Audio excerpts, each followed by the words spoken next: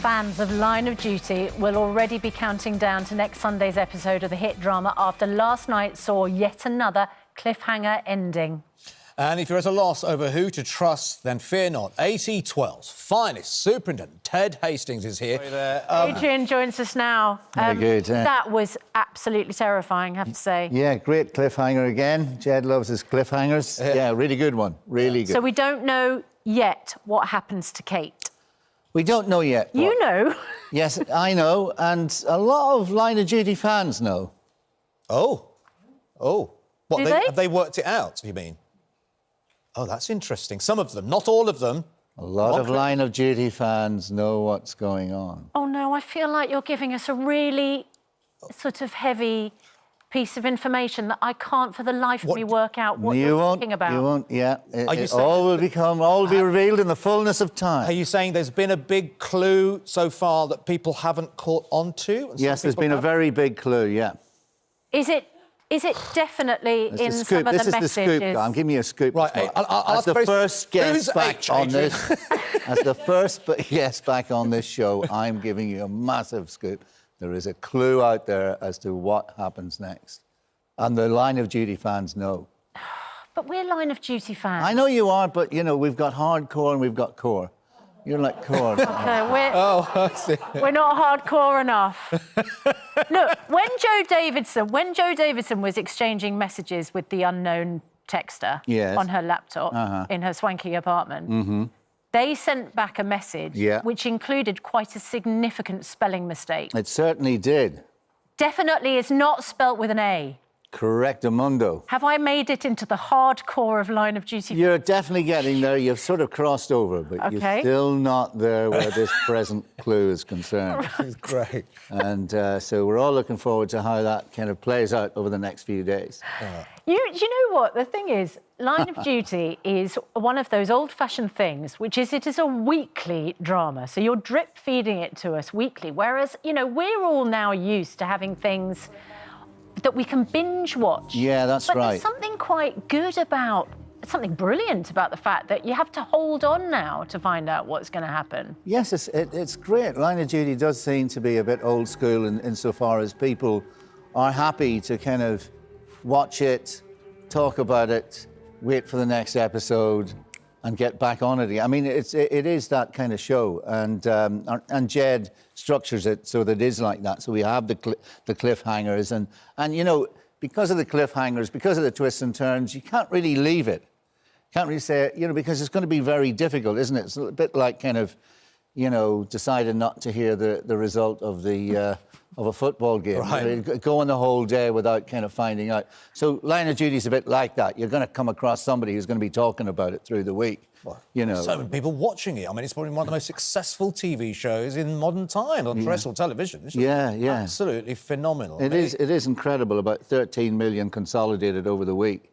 Every week, crazy numbers. And when you do interviews about it, Adrian, do you have to, because you obviously know the entire story, you know what happens to Kate, you know what happens to Hastings, you know if there is a fourth man, who the identity of the fourth man might be. Do you have to go back over your notes and check what the episode plots are so that you're aware we're only up to episode 5 and you don't give away 6 and 7 while you're doing this interview, for instance? Oh, yeah, no, absolutely. And, you know, the BBC have people who kind of send me notes and they say, you cannot talk about this, and this. You know, it's as simple as that. What was the stuff that you can't talk about? What was that? Quite a lot.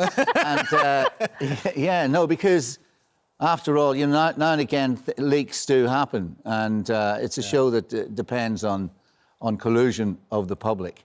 With the show. So when you were acting it, were you? I mean, I assume you didn't film it in order. Sometimes that doesn't happen on the set. But did you know what was happening at the very end? Did Jed keep that to himself doing filming?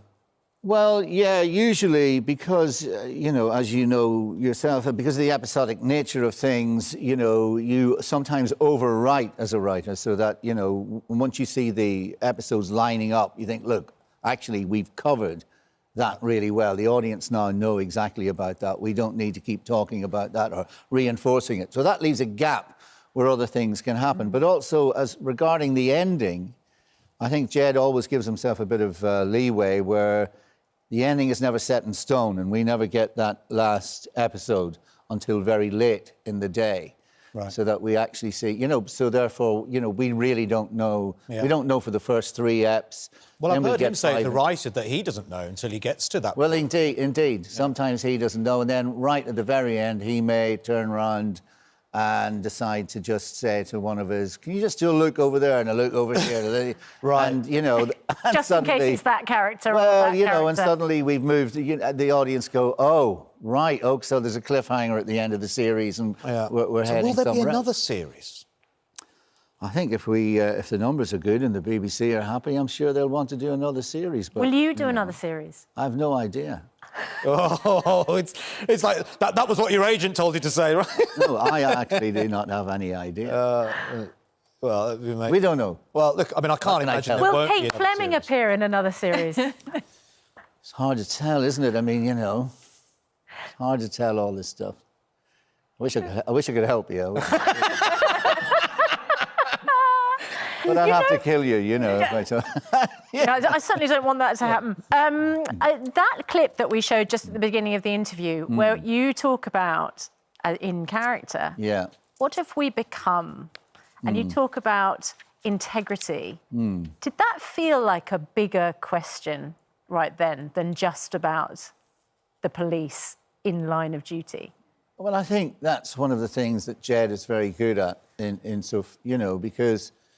You know, we have a character who's old school like Ted Hastings, and sometimes he puts it out there, you know, that maybe we should be adhering to some of those, you know, slightly more old-fashioned values of loyalty and honesty and integrity. And, you know, there's other lines like a barefaced liar promoted to our highest office, which is also, you know, something that might ring a bell with people. So I think there definitely are kind of things... Mother of God was your line, though, wasn't it? Madre de Dios was my line, yeah, absolutely, yeah, that's my line. Well, I mean, you know, exactly. I mean, well, we kind of share those things out. We decided to give the character a bit of colour from where he's from, etc., and just, you know, add these phrases in. And made you I mean, it's just such a hugely popular character and a massive show. And it's just fantastic to have you here. Well, it's lovely to be here. It's nice to be the first guest back. Thank you, Adrian. And to be in the studio, thank you so much.